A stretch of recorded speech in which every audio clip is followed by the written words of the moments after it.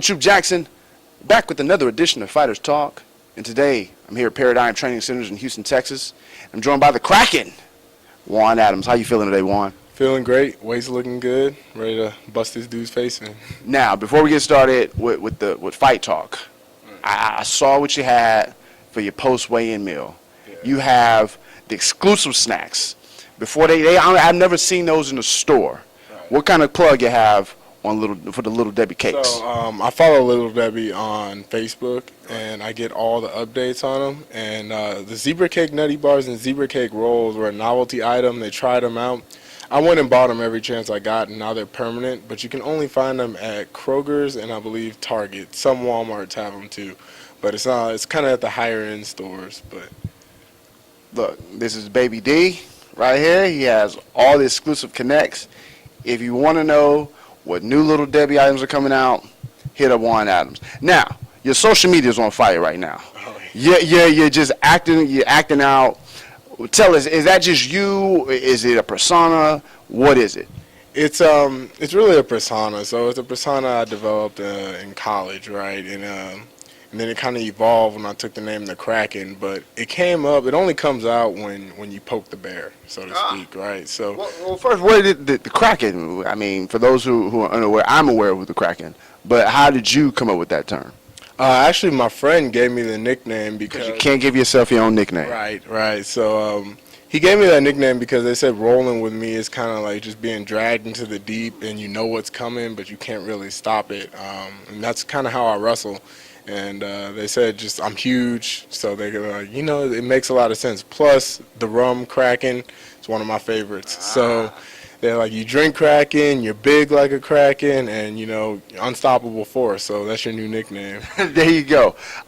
Now you're about to make your professional debut at LFA 14 here in Houston this Friday, but that wasn't the original plan.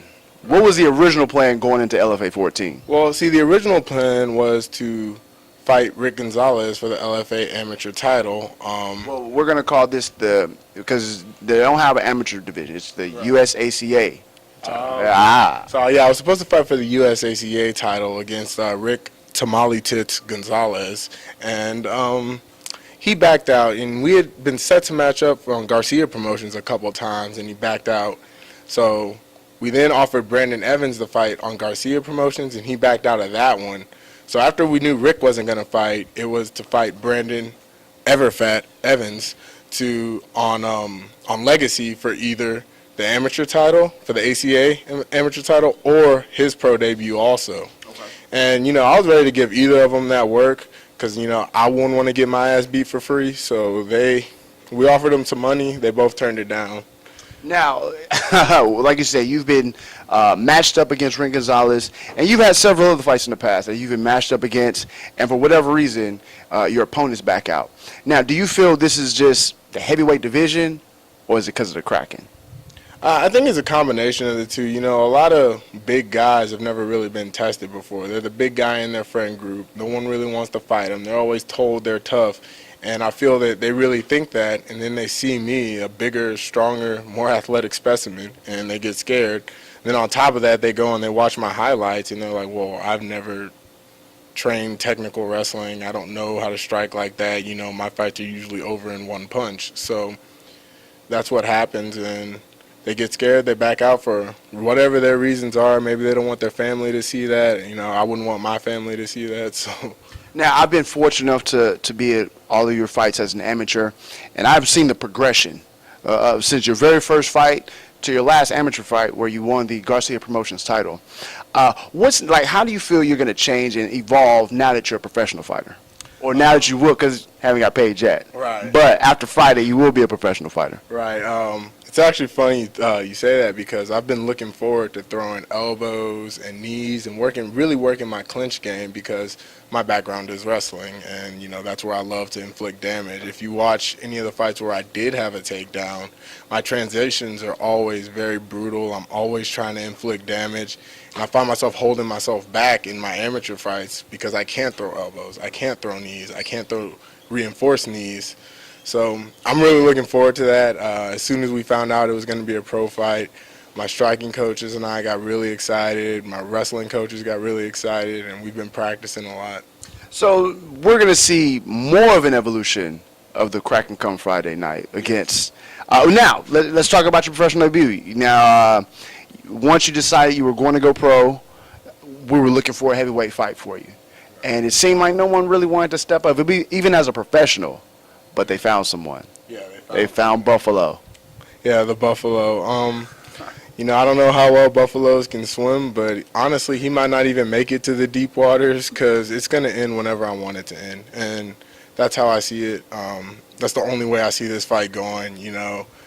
I'm 25, I'm in my prime, I'm 6'5", and I'm cutting down to 265. This man's coming up from a weight class, 35 years old. Mad props to him for taking the fight, and I just hope that I don't hurt him too bad.